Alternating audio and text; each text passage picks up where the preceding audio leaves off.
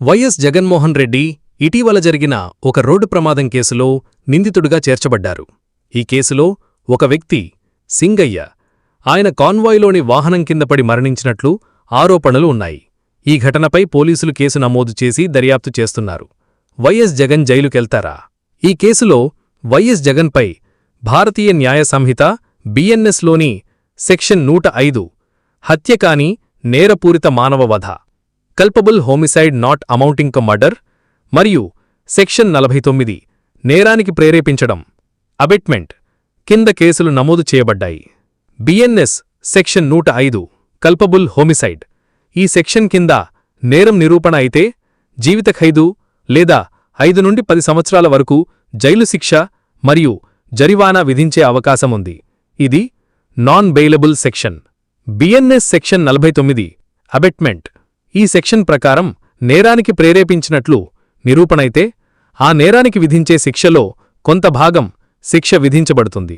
ప్రస్తుతం ఈ కేసు దర్యాప్తులో ఉంది. నేరం నిరూపణ అయితే చట్టం ప్రకారం శిక్షలు పడే అవకాశం ఉంది. కేసు విచారణ ఫలితం, సాక్ష్యాధారాలు మరియు న్యాయస్థానం తీర్పు ఆధారంగానే వైఎస్ జగన్ జైలుకెళ్తారా లేదా అనేది స్పష్టమవుతుంది. గతంలో వైఎస్ జగన్పై పలు సిబిఐ మరియు ఈడీ కేసులు కూడా ఉన్నాయి. అవి ఇంకా విచారణలో ఉన్నాయి. అయితే ప్రస్తుతం చర్చ జరుగుతున్నది మాత్రం ఈ తాజా రోడ్డు ప్రమాదం కేసు గురించే. రోడ్డు ప్రమాదం కేసులో వ్యక్తి మృతి చట్టం ఏం చెబుతోంది? భారతీయ న్యాయ సంహిత బిఎన్ఎస్ 2023 ప్రకారం రోడ్డు ప్రమాదాల్లో మరణాలు సంభవించినప్పుడు కఠినమైన శిక్షలు ఉంటాయి. సెక్షన్ 106(1) నిర్లక్ష్యం లేదా అజాగ్రత్త చర్య వల్ల ఎవరైనా మరణించినట్లయితే కల్పబుల్ హోమిసైడ్ కాకుండా 5 సంవత్సరాల వరకు జైలు శిక్ష మరియు జరిమానా విధించబడుతుంది. ప్రమాదం జరిగిన తర్వాత డ్రైవర్ పోలీసులకు లేదా న్యాయమూర్తికి సమాచారం ఇస్తే ఇది వర్తిస్తుంది. సెక్షన్ 106(2) నిర్లక్ష్యం లేదా అజాగ్రత్త డ్రైవింగ్ వల్ల ఎవరైనా మరణించి డ్రైవర్ సమాచారం ఇవ్వకుండా సంఘటనా స్థలం నుండి పారిపోతే హిట్ అండ్ రన్ కేసు 10 సంవత్సరాల వరకు జైలు శిక్ష మరియు జరిమానా విధించబడుతుంది. ఈ కొత్త చట్టం గతంలోని Indian penal code IPC section 304(a) కన్నా కఠినమైన శిక్షలను అందిస్తుంది.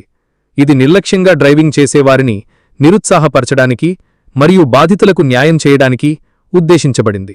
వైఎస్ జగన్ కేసులో వాహనం కాన్వాయ్లో ఉన్నందున డ్రైవర్, వాహనం యజమాని మరియు ఈ ఘటనకు బాధ్యులైన వారిపై దర్యాప్తు జరుగుతుంది. ఈ కేసులో ఇప్పటికే డ్రైవర్తో పాటు వైఎస్ జగన్, వైవి సుబ్బారెడ్డి, విడుదల రజని, పెర్ని నాని వంటి వారిపై కూడా కేసులు నమోదు చేశారు. విచారణ